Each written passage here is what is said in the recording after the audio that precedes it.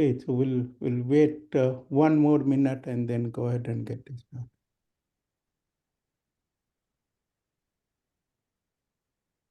Hi everyone. So hi Stacey, it's nice to see you. So good to see you. So, yeah. Your community paper is mentioned in the talk, just so you know, a little heads up. It's an excellent, beautiful paper. Oh, thank you. Yes.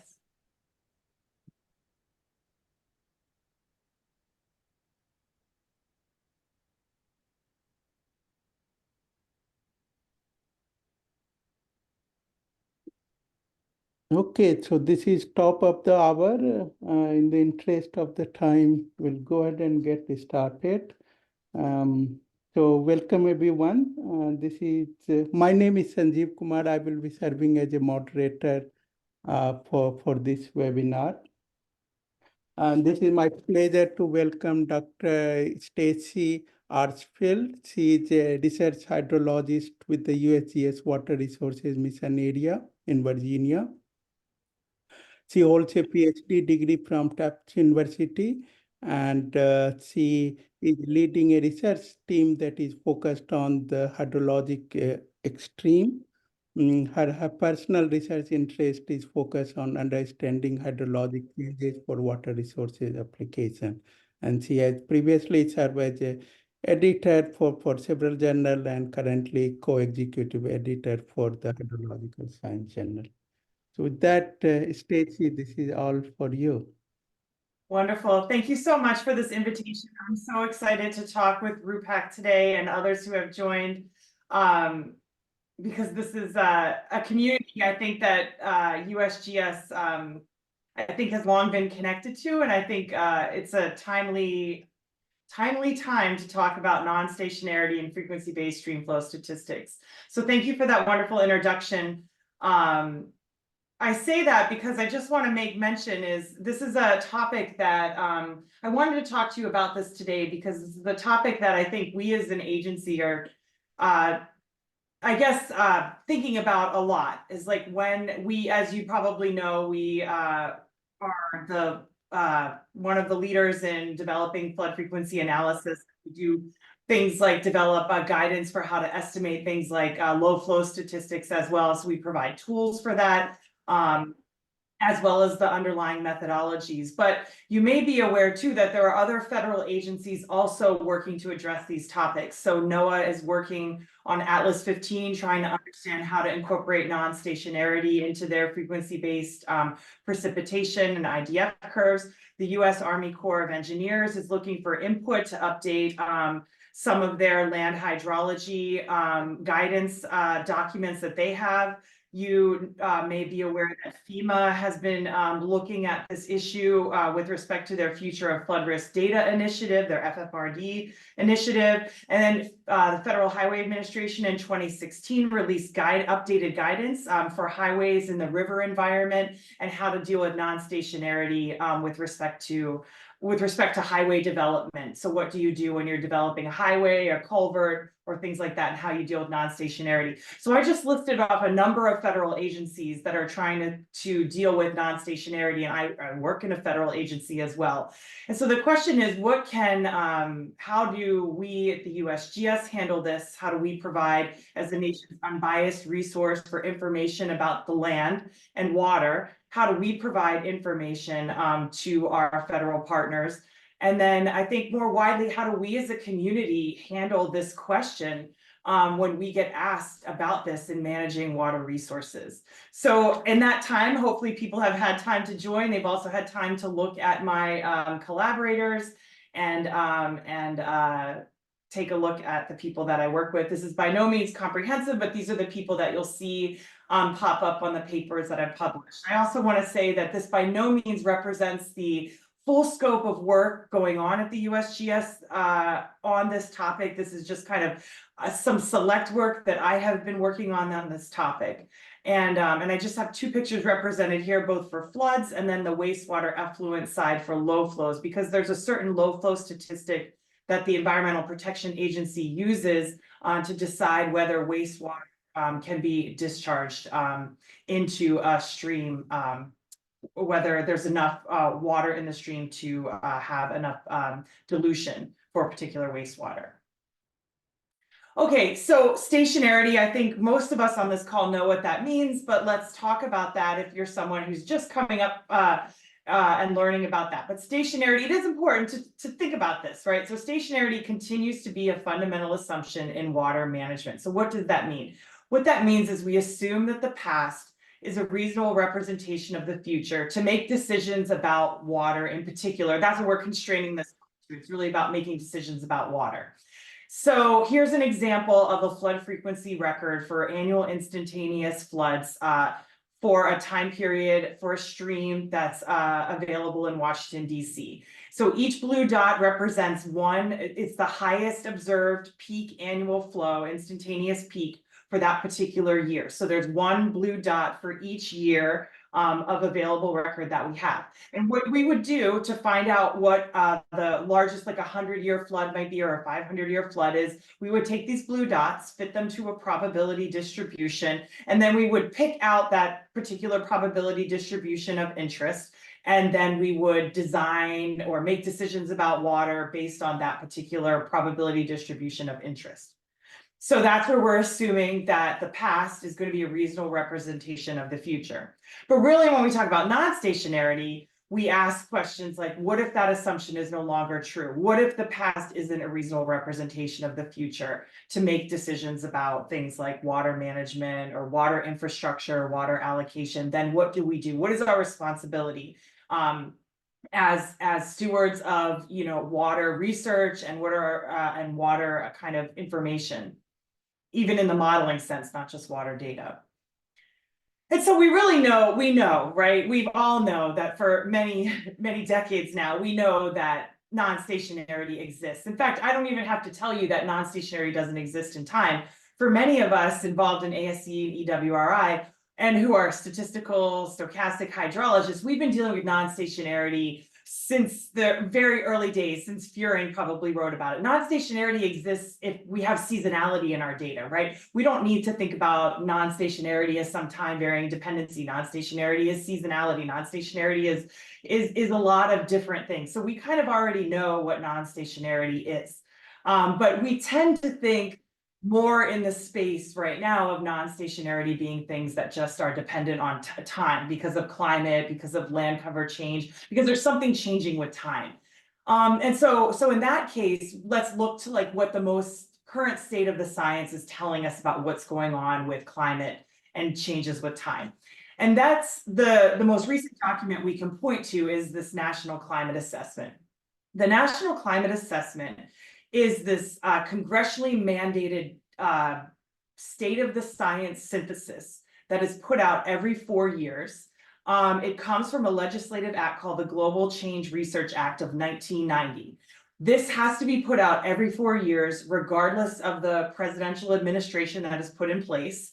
And this is the 5th assessment now that has been put out. So that for 20 years, we've been putting out assessments.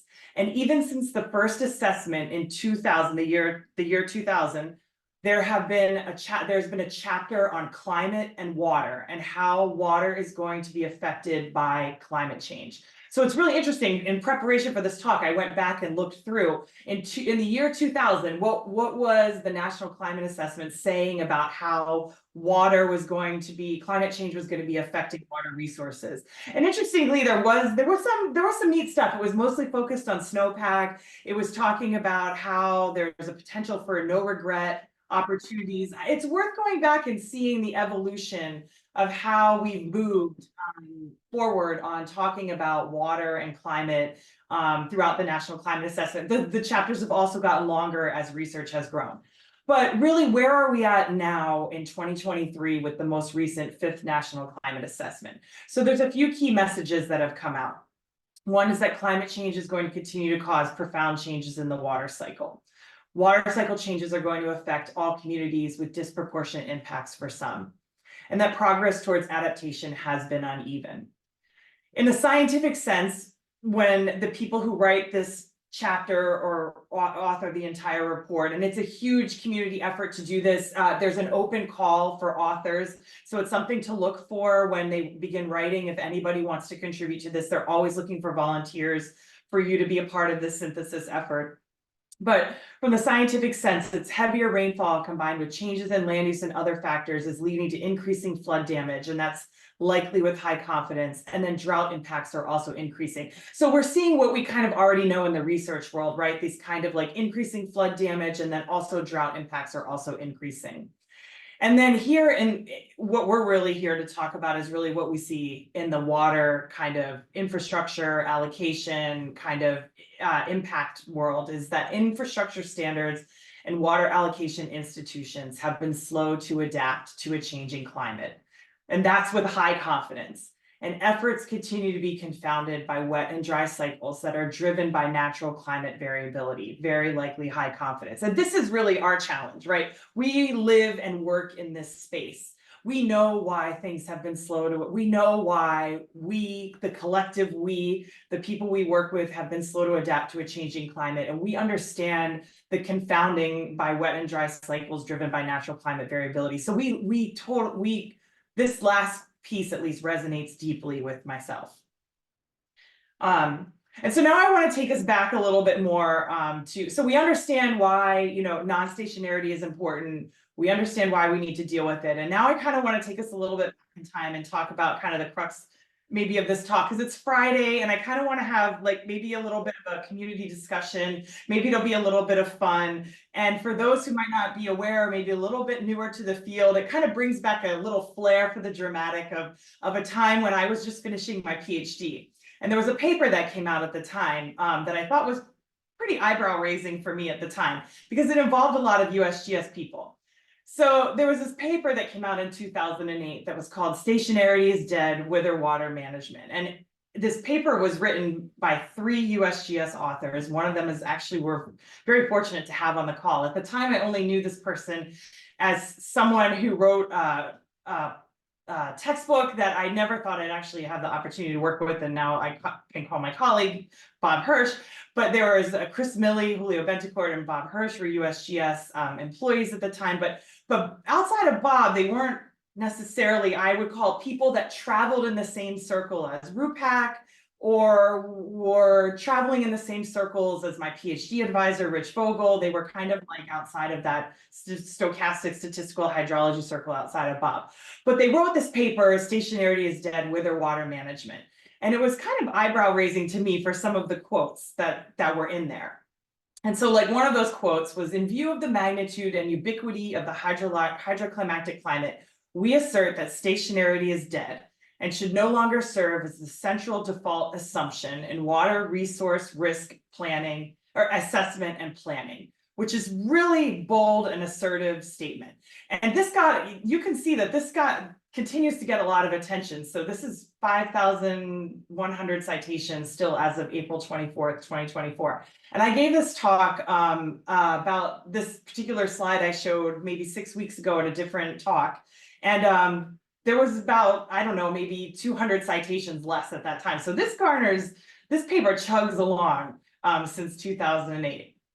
And the other part that to me, I really found eyebrow raising was that it was pretty flippant in the way that it talked about the fact that there's in 2008, that we could find an easily replaceable solution. The sentence was, "Non-stationarity hydrologic variables can be modeled stochastically to describe the temporal evolution of their PDFs with estimates of uncertainty." This paper is 2 pages, so you can print it out, it's 1 page, it's a pretty short paper. And it felt a little, coming out of a PhD in environmental statistics, I graduated in 2009, it felt, like I said, it was a different community than mine. And so it was a little bit, it was interesting to wonder like where to go with this as an almost recent PhD graduate.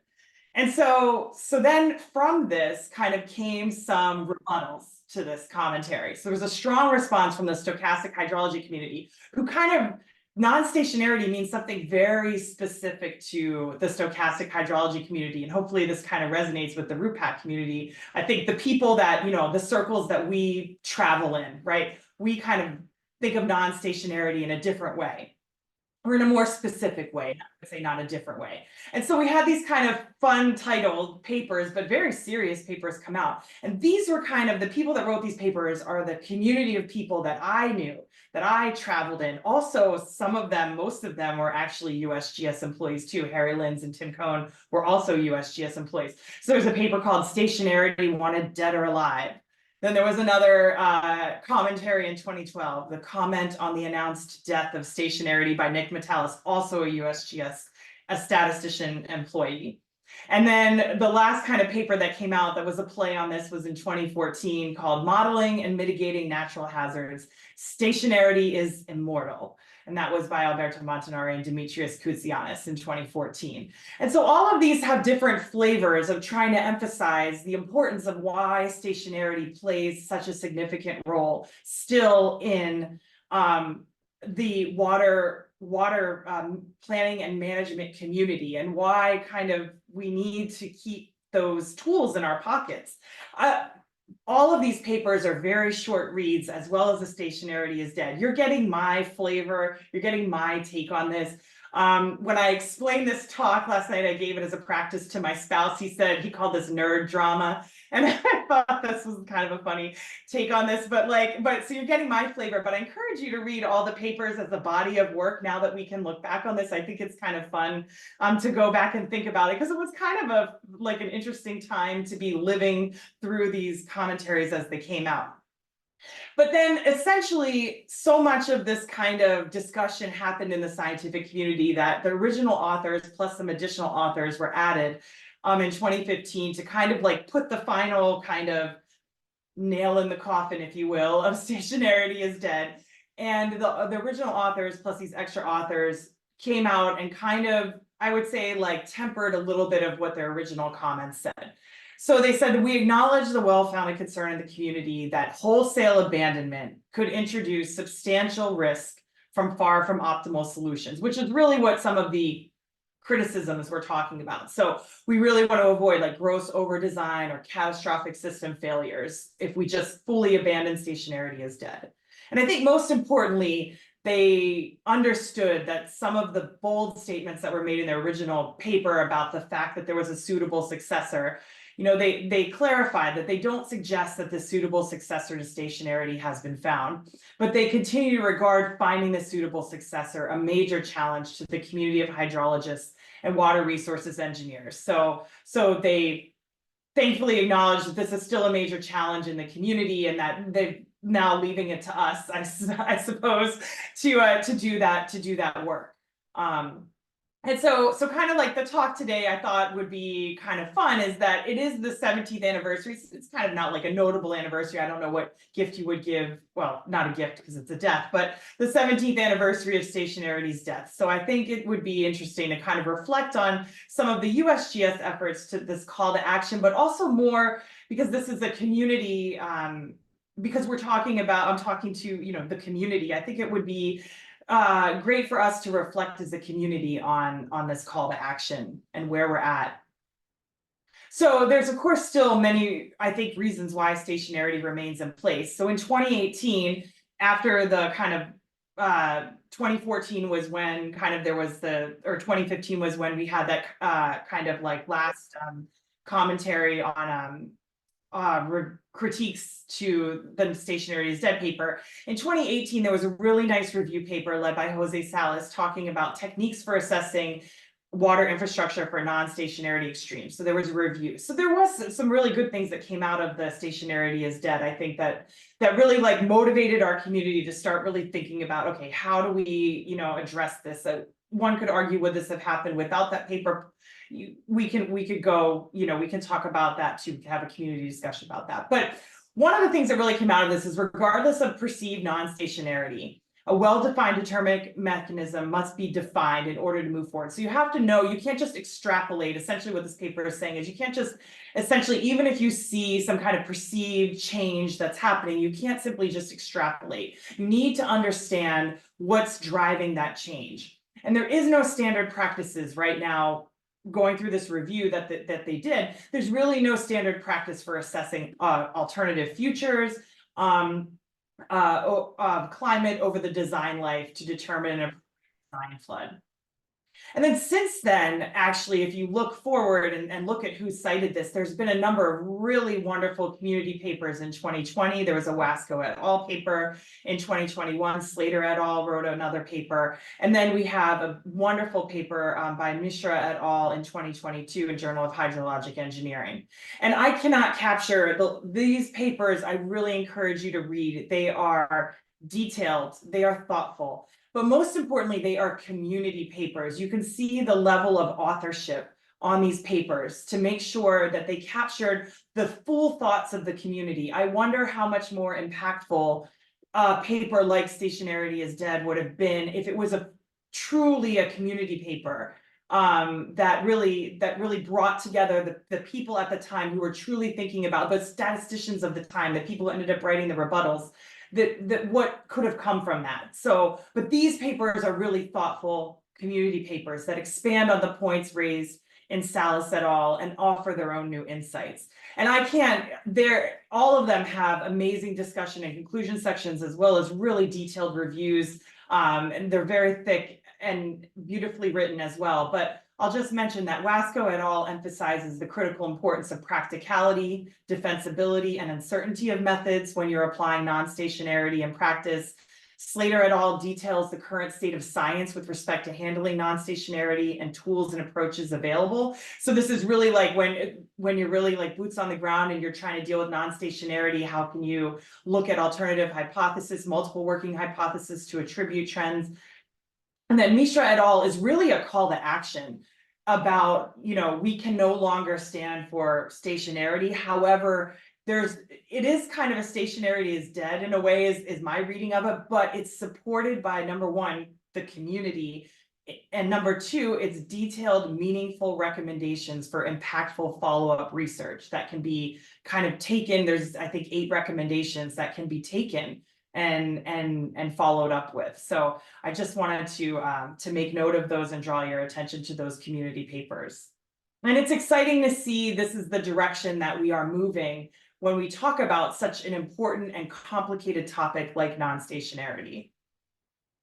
Okay, so for us in the federal community, what do we, at least in the USGS, like our guiding light is really this Bulletin 17C. This is the way that the federal community does flood frequency estimation, and what does that say about non-stationarity? So there's a section in here written by, I know personally it's written by Bob Hirsch, that talks about how we deal with non-stationarity. So there's much concern about changes in flood risk associated with climate variability and long-term climate change. In those situations where there is sufficient scientific evidence to facilitate quantification and the impact of climate variability or change in flood risk, this knowledge should be incorporated in flood frequency analysis. But then all such methods need to be thoroughly documented and justified. And this is what, like I said, has been our kind of guiding light at the USGS. And I would argue this is consistent with what the community is arguing, what Salas et al. Has argued, is that we need to figure out where change is happening, how things are changing, what's the direction of change, the magnitude of change, and then what's causing that change? What is the driver of that change? And then once we know those things, what are the methodologies? How do we make adjustments for that change? So I'm just going to give you some smattering, some flavor for the things that we're doing at USGS. Again, like I said, no means comprehensive. These are some recent series of papers that have come out. Now, this is no different than in some ways, no different than a lot of trend work that you've seen, looking at monotonic trends, step trends in the annual peak. And then I have a slide in the lower left here that shows monotonic trends in the annual 7-day low flow. So just, always emphasizing that we're looking not just at floods, but also at low flows, low stream flows. These are all for the same period of record, 1941 to 2015. The flavor here that makes it a little bit different is that in these papers, we look at long-term persistence, we correct for long-term persistence and short-term persistence in the time series. We also look at regulation and isolate gauges out by their degree of regulation, which is usually something that's not done, where typically you do a trend analysis on pristine or gauges that are only impacted by climate. And in these papers, we tried to look at regulation and how that might affect trends in their direction and magnitude. And I'm kind of going a little bit out of step here with time, but another line of research that we've tried to explore is Bob Hirsch and I wrote a little commentary that highlighted Gabriele Villarini's work with him and his group on some novel approaches that they've used to try to look at different ways that floods may be changing that are outside of monotonic trends in the annual peaks. And so we wrote a commentary in Nature Climate Change about this. And that drove a different type of analysis that we did, looking at changes in the frequency, duration, and volume of and peak of floods. So this is an older paper from 2016, but we continue to use this approach and expand on looking at this peaks over threshold approach in other ways and other research products. So I just wanted to make note of the fact that we have this. So we propose a method that allows for more than one annual peak within each year to be analyzed for trends. And this is a peaks over threshold time series approach. This allows you to look at things like not just the magnitude of one flood per year, but you can look at things like the volume of the event, a duration of a flood event, the peak of the flow event, and then the number of events that might occur per year. This is when you establish a threshold, and then you can do things like categorize floods in that particular way. What we found is that much of the US has not experienced a significant change in duration, volume, magnitude, and occurrence of these flood events with few exceptions. And I'll show you results right now. What we did was we individually looked at trends in these particular variables by gauge, and then we gridded the United States into equal-sized grids, and then we lumped these stream gauges into grid sizes and then fit a low S smooth to each one of these data, to all of the data points from the gauges that, for all of the floods and all of the gauges that fit within each of these grids. And then we did a statistical significance test there to see if we could see any larger spatial patterns across the United States related to each one of these four components: frequency, duration, peak stream flow, and volume. And you see some patterns come out, but not really. So that's the paper's called like fragmented patterns of change. Then the last thing we did was we did a hierarchical agglomerative clustering on frequency, duration, peak stream flow, and volume to see if we could find any signatures of patterns between all four of them. And so what we did was we were able to find different groupings where we found a group of like a no change group, where all four of these particular signatures of floods were not changing at all across the United States. And that's labeled A in the upper left.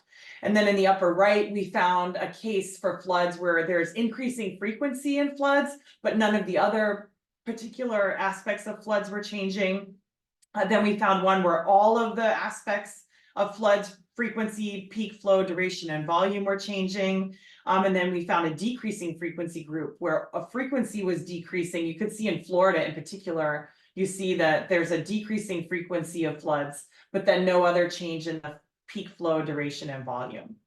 So that was just some outcomes from that, just trying to look at like different dimensions of floods. Another dimension of flooding that we look that goes beyond looking at annual peaks is looking at has the occurrence of the largest floods changed.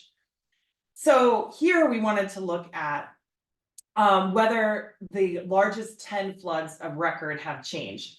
So those are, potentially in a flood record, the 10 largest floods might be the ones that are the most damaging, cause the most problems for life and loss of life and property. Whereas some of these smaller floods, like we'll look at this record here on the far left, they just happen to be the largest flood that was recorded for that particular year, but it might not have actually been a large flood, or it might not have caused any damage. It might not have been problematic. It just happened to be a large flood, and maybe that was just a dry year. So we took 437 stream gauges that we isolated out that were only affected seemingly by climate, not any other types of regulation. And for each of those, we just picked off the top 10 floods. And the problem is when you do that, you can't really do a trend test because you only have 10 data points. So there's not enough data to do some kind of Mann-Kendall or monotonic traditional statistical trend test. And so what we did was we did a probability game, which was kind of fun. is we did a 50-year record between 1965 and 2015. And we did this kind of fun, 1966 to 2015. And we did this kind of fun little exercise. And I'm going to show you 3 examples here of N members of this, is we split the record down the middle. So we have past 25 years and then what we're calling the recent 25 years. And we look to see, like, are these 10 largest floods, how are they distributed across these 50 years? So in the far left example, we see there's an equal number of large floods in the past 25 years and the recent 25 years. So if you do a count, you'll see there's 5 in the past 25 years and 5 in the recent 25 years. In the middle panel, this North Fork and Barris River near Oblong, Illinois, you'll see that in the past 25 years, there are only 2 floods. But in the recent 25 years, we see there's 8 of the 10 are in the most recent 25 years. So most of the largest floods are occurring in the recent 25 years. But then here in the site in Virginia on the far right, we see that most of the largest floods, like of the 10 largest floods that were observed in the record, we see that they all occurred in the past 25 years, not in the recent 25 years.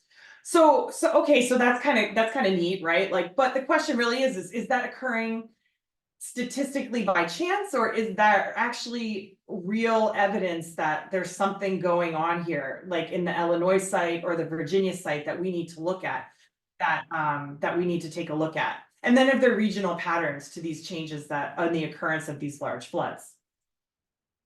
And so what we did was we worked out a statistical testing framework, both empirically and analytically, to evaluate for recent changes in any of these large floods. So, so we had one that was obtained by probability theory, and Bob Hirsch actually worked that one out. And then I looked at working this out by exact simulation. And so you can do combinatorics by probability theory, and then exact simulation. You can think about the number of years of record you have, and then you can start doing an experiment of, like, think about it like dropping balls into a number of slots. You have 10 balls and you're trying to drop them into 50 slots. And you just want to see what the probability is of those balls falling into the certain number of slots. And so we did that for our 437 gauges, and we plotted the histogram of what actually occurred historically. So if you go back to these 3 pictures, we counted up, we looked at here, in this case, like 5 floods occurred for this particular site. So that would have gone in the histogram under 5. It would have gone under a count of 1 here. And we just counted the number of gauges where we saw 5 of the floods occurred in the most recent 25 years, or where 10 of the floods occurred in the most recent 25 years. And we know that if things happen by chance, that curve for those 435 gauges should follow this expected curve. And then within these confidence intervals that we were able to obtain by using the simulation process. And when we actually plot up what we would expect by chance versus what we observed in the historical data, we find actually that there have not been, for the United States, the occurrence of the 10 largest, and then we did this for the 2 largest floods. We could do this for any number of largest floods. The most recent 25 years are not different than what is expected. We actually also did this, you could do this for any number of recent years. We also did this for the most recent 10 years. You could play any number of probability games with this work. I will mention this paper, Collins, Hodgkins, Archfield, Hirsch, in Water Resources Research. The primary author, Matt Collins, looked at the seasonality of large floods, and Hodgkins looked at the regional trends in large floods. So this particular aspect was unique to myself and then to Bob. So I just wanted to acknowledge the contributions of each of the authors. So I'm not talking about Collins or Hodgkins here. And then the last thing we did was we just wanted to look at, okay, so that's fine. We know these things expect by chance, but if we plotted what was going on at the tails, where there was kind of like less floods in the more recent period than was expected, or more floods in the recent period than expected, did we see any regional patterns, even though we knew they were kind of expected by chance? Did we see any regional patterns? And maybe it's speculative that, in the central US, there were most of the large floods that were here on the tails were experienced in the central, maybe in the Midwest, and then there might be some less number of the largest floods observed in the more recent 25-year period there were less of them observed in the southeastern US than in the past 25 years. Okay, so then I want to talk about some work that I was not directly involved in, but I think that people might find useful. So that was more on trend detection. I wanted to talk a little bit about attribution. My colleague Karen Breiberg led an effort that involved 20 or 25 or so USGS employees. As you may know, we have USGS staff based in every state in the United States. So they have really like boots on the ground, I would say, knowledge of what goes on with stream gauges and the drivers of floods and climatology that might be happening there. And Karen led an effort to attribute trends using a multiple working hypothesis framework for every stream gauge in the United States that had a statistically significant trend. If you remember that body of work that I showed you from 2019 and 2020, those monotonic and step change trends, every one of those gauges that had a statistically significant trend, a team of people went in and actually looked gauge by gauge to see if they could make an attribution of what was causing that trend. And that data set is actually available for anyone to download. And that citation is here. And this is this is what it looks like when you pull it up. It's a CSV file, and I'm just going to show you. It has the site ID, the stream gauge number with the state that it's located in. It has some information about the trend. And then it has a primary attribution, a secondary attribution, if possible, for what caused that trend, some assessment of the level of evidence, and then some notes about that. So for example, this trend in Connecticut that was observed is probably likely due to short-term precipitation. There's a medium evidence for that to be the case, and then there were no notes. And then you can just go down and see. I think this is an incredible body of research that really leverages the expertise that we have at the USGS for the knowledge, the site-by-site knowledge that we have for people who are located in our state offices who are, just leveraging that wealth of. I also want to talk about a national analysis we have that we used to attribute effects of imperviousness. This is the first study to apply a panel regression design to estimate the causal effects of impervious cover on floods. And what we were able to do with this is, for the first time, instead of using site-by-site analysis, field analysis, we were able to isolate the effects of changes to impervious cover from other confounding influences. Panel regression is commonly used more in econometrics. I think it's becoming much more common now in the literature. In 2020, it wasn't so much. But what we were able to do is basically take this large data set, despite the fact that there were positive and negative flood trends. We were able to put this into a panel regression framework. And what we found is that we were able to estimate that annual floods increase about 3.3% on average for each percentage point increase in impervious basin cover. And this is true even at sites that had decreasing trends or no observed trends in floods. So even when there were decreasing trends, what the panel tells us is that floods would have still been larger than they would have been in the absence of impervious surfaces. And that's one of the strengths of panel regression, is that you're able to kind of isolate these effects and get a good estimate on your regression coefficient, a more robust estimate on your regression coefficient than you would if you use multiple linear regression, where you have a less reliable estimate. So that's kind of a plug for panel regression, and you can read more about that in this paper. The other thing I want to note is the lead author on this paper worked with me and colleagues at the USGS, Annalise Bloom, when she was a graduate research fellow, finishing her PhD with Richard Vogel, and working with me as well on this graduate research fellow program as a NSF GRIP fellow, which allows you to work with a federal government employee while you're also funded in this NSF as part of this NSF project. And Annalise is now the Deputy Assistant Secretary for Water and Science at the Department of Interior. She's actually like so many layers of management above me. And she works at the executive government level. And I just want to just say, it's like just a little like side note, that it's really exciting and rewarding to know that, first of all, like that we have amazing people, you know, that can rise to that level of government with this type of, I would say, like acumen for science to know that they are representing us at the executive level. And I think it's also a reminder that you never know who you work with, right? And where they end up. And so I think it's always important. This is the advice that my PhD advisor gave me, was that you always treat your students like colleagues, because they will be your colleagues someday. And I think it is always good advice for us to always remember that, that we are all colleagues, no matter what stage of career we work at with each other. And so I just wanted to just to say that, yeah, that Annalise is amazing, and it's wonderful to have her representing us at the executive level. Lastly, before I get back into non-science and we're going to wrap up, is I just wanted to talk about low flows a little bit. Another piece of work that Annalise worked on with myself and USGS colleagues. So this is talking about adjustment for change in low flow extremes. So here, as I alluded to, this is about how do we adjust for the 7Q10. So this is a minimum mean 7-day flow that occurs on average once every 10 years. So this statistic is used in water management, specifically by the Environmental Protection Agency. And if you Google EPA 7Q10, you will find the documentation for this. It's enshrined in their federal regulations. It's a standard for dilution of wastewater effluent. So if a stream is below the 7Q10, the minimum mean 7-day flow that occurs once on average every 10 years, you cannot discharge wastewater effluent in that river. So that's a pretty significant regulation.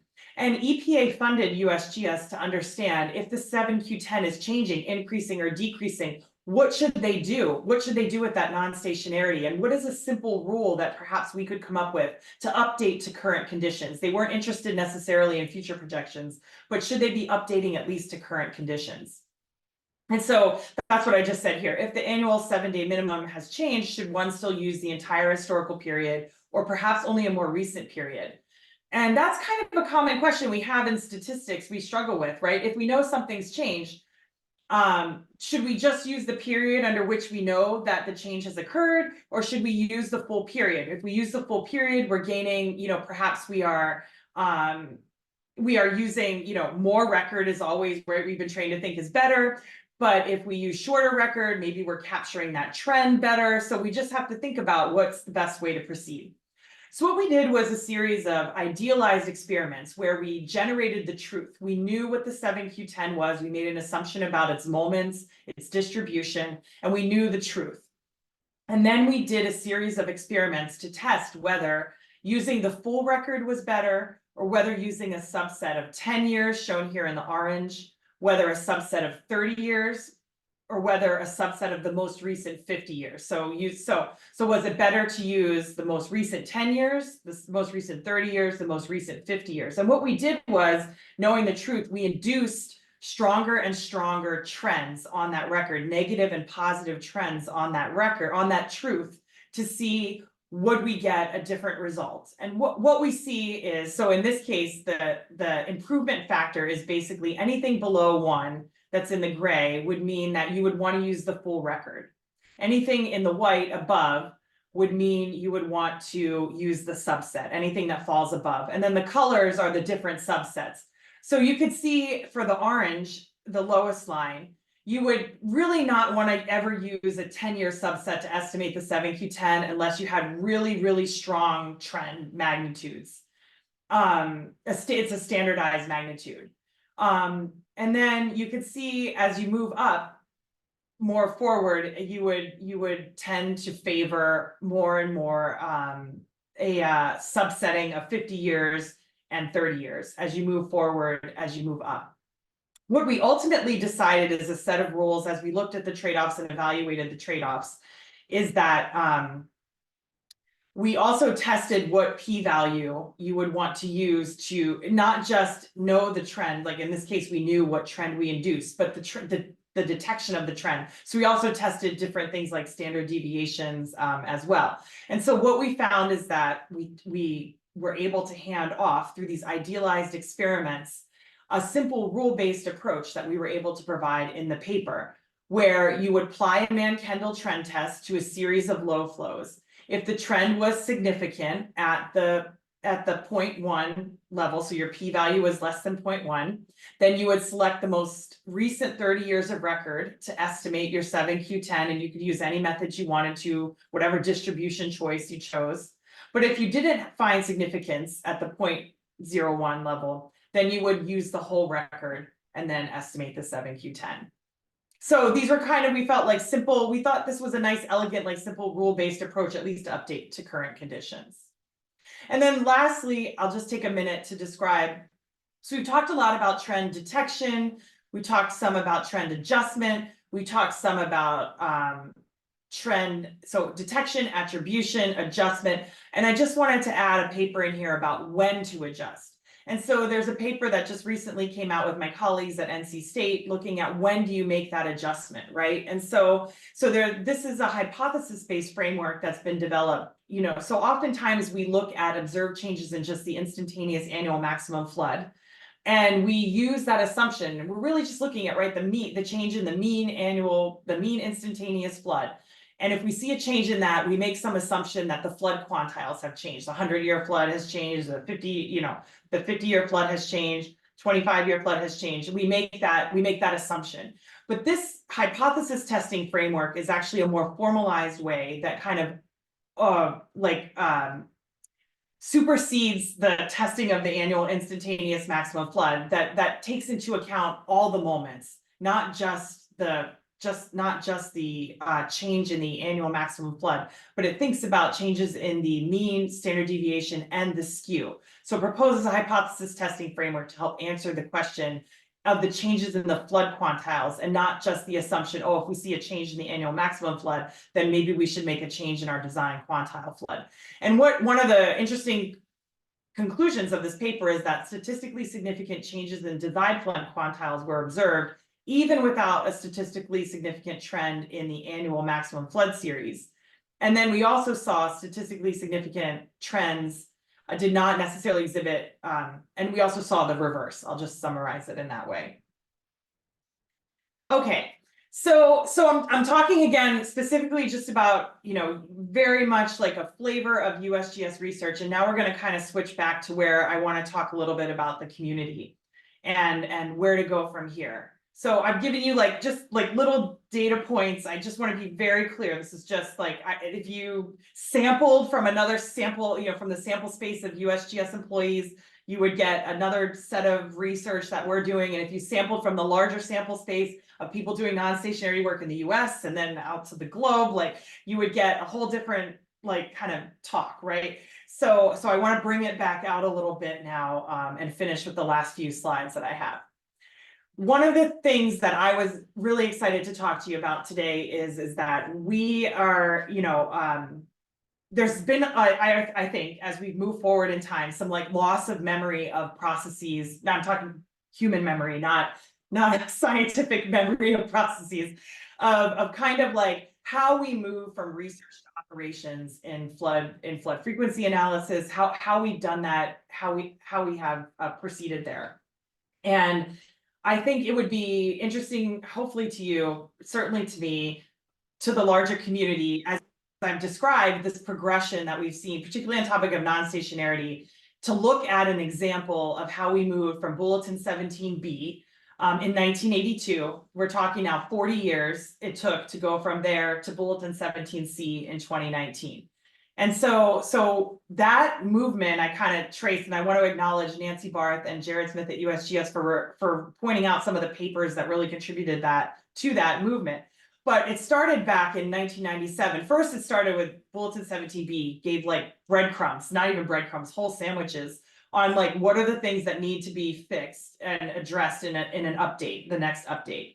And then and I don't even represent all the papers here. I'm just giving you, again, a flavor of the papers. 1997, we had some papers in 2001. These are all methodologies that ended up moving into the 2019 update to our nation's, you know, way that we do flood frequency analysis now in the United States. Then we had a series of papers in 2007, two in 2002, not in 2008, 2009. We had a paper in 2011. 2013, some are methodological, some are statements about why we need to update, but they're all moving us all the way forward until basically we get to a place where we decide, okay, it is time to update from 1982 to 2019, and there was at some point a decision amongst the community.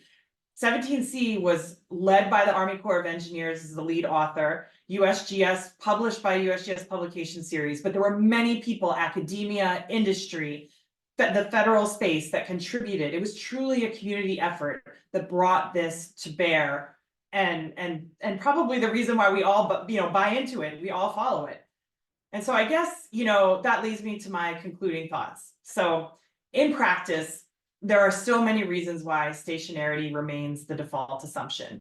In other words, I think stationarity is dead, but 17 years later, we still cannot bury it. It's out. I don't know if it's a zombie. I don't know what analogy we want to use, but we can't bury it yet. There are statistics that are entrained in federal and state regulations, and they require a community effort, and they require collaboration to make changes in methodologies. I think we have these guiding lights, these beautiful community papers that are only just a few years old that can help us, but they're still pretty young, and there's going to be time for them to take hold and do the work required that they call us to action on. I think I just want to say that the USGS has a mission to provide, objective and impartial science. Historically, we've played a critical role in how best to estimate these statistics. And then we also have provided the tools and training that come along with that. Out of Bulletin 17C came PeakFQ and other tools and training that we provide as a result of that. So I guess the question, I'm curious about is like, when and how will we know our grieving period for stationarity is over? So we've accepted it's died, but when will we know we can collectively agree that a suitable successor has been found? When do we move from research to operations? How will we assess that? It seems like it's a nice story I've wrapped up, showing the papers and how we move from Bulletin 17B to C, but how will we know that for non-stationarity? It seems a bit murky to me now.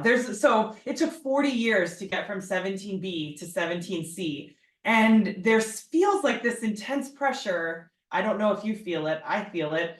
It's only been 6 years from 17C, but it feels like we are being called to a 17D, particularly on this topic. And so I guess for me, this tension exists. How do we move forward at this pace that acknowledges non-stationarity but honors these complexities? Do you have these struggles? What is our community journey on this research to operations pipeline for this topic? And how do we make sure other people aren't connecting to this pipeline that aren't being responsible about it? I guess is another question I have. Yeah. So I think I'm going to end there. I hope this was useful of your time.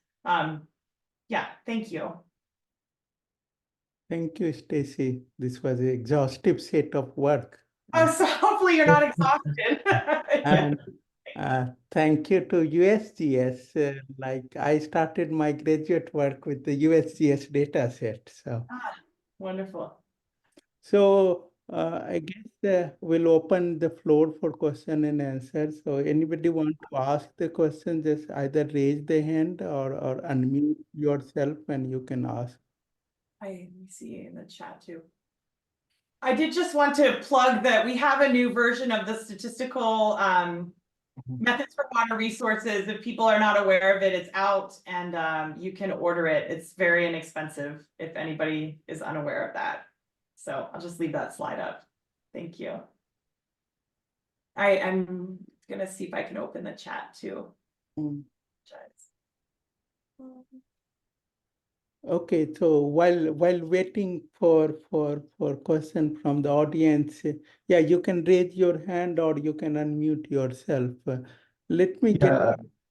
Yeah, go ahead, Ashok. Yeah, very nice presentation, Stacey. So it was great. So I have a quick question.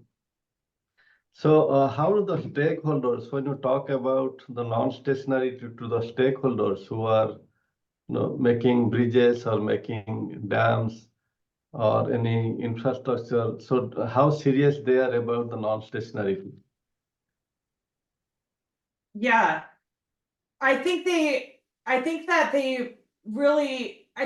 want answers. Like I think that there are people, I think we have done a very good job at convincing convincing them that we need, I think there is no doubt that they believe that this is happening. They see it, particularly, I work particularly with, in the highway space. I've done a lot of work there, and I think, and even in, I sit on the technical mapping advisory committee, like with FEMA, and I think that there's no doubt that people want to move forward on these things, but because it matters to life, like life and loss of property, but it's so unsatisfying. I feel so it's hard as a scientist, as a researcher, to not be able to then just say we have the answer for you. I think that's where I, you know, it's just a very difficult thing. Yeah, I don't know how you feel. So it's almost like an emotional problem, and then more than a I don't know. Yeah. Thank you, Stacey. It's always challenging to convince them. My experience has been a little bit challenging. Yeah. Typically in the South Carolina, you know, they got back to back like 100 years of flooding because of the hurricanes. So they are saying we are seeing so frequent in last 10 years. So they say that, you know, we need to be serious about it, but we don't have resource to improve our infrastructure or something. Yeah. Thank you. Yeah, thank you. Yeah. Thank you in the community. Yeah, truly. Yeah. Paul, you have your hand raised. Do you want to go ahead and ask your question? Sure, Stacey. Very, very nice talk. There's so much content. It's a joy to hear. So I just want to mention something about, let's say, somewhere in the middle of your talk, you talked about doing a permutation test, looking at the last 50 years of annual data and randomly permuting those 50 years and seeing whether the first half is different from the second half. Okay, so you know, it's a nice idea. Recording over here. Pardon me? Oh no, I think someone's not on mute. Oh. Recording Okay. पता नहीं कब Yeah, okay, so I'll continue. Yep. Right, okay. So the permuting is a good idea, but instead of doing the so partition to two halves, you could do something that is a little bit more sensitive. For example, you can do a test for trend and still use a permutation idea, and you'd gain considerable power in your testing procedure, and you'd have the same validity, and it wouldn't just depend on a dichotomy between the two halves. So that's one comment. Mm-hmm. And the other is with regard to, say, with the same type of thing.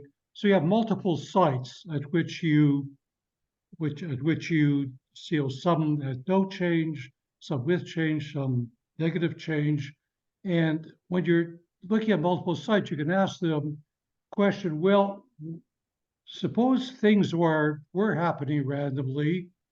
When I look at multiple sites, I might observe some purely by chance that look like that pass the test on an individual basis. So Yes. somehow I have to account for the fact that I'm using the same test at multiple sites.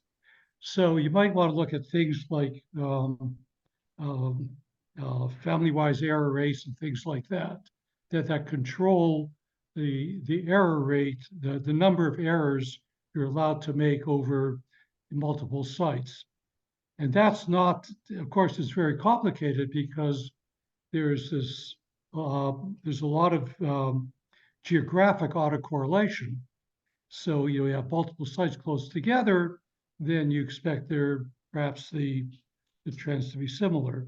Anyhow, these are my comments.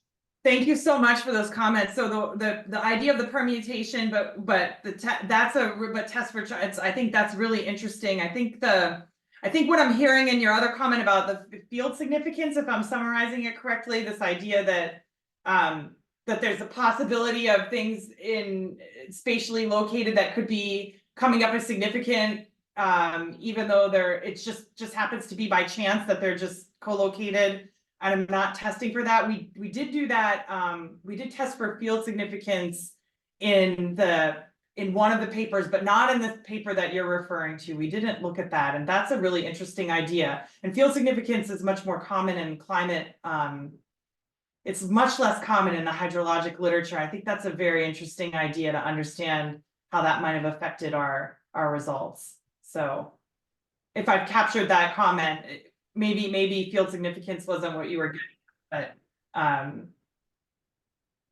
either way. Well, yeah, what I was very, just apart from the geographic autocorrelation part there, I was just commenting that you might expect by chance, if you have many sites, that some of them will look like they're will pass any test for an individual site.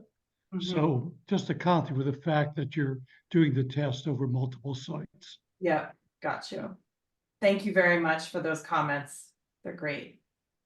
Okay, so is there? Yeah, I see some of the question on the chart too. So we are reaching top of the hour. So in the interest of the time, like let's thank Stacey one more time, and yeah, you can I guess like people can reach out to you directly, and almost everything is published. So there are some interest in if you can share your slides with us, then yeah, our chair can share the slide with all of us, or who's is interested, and people can reach out to you too if they have more questions. Sure. I think this is recorded for anybody who is wondering too. I think this will be posted, right? Yeah, somewhere. So yeah. Okay. Thank you so much for this opportunity. Thank you. Thank you. Thank you.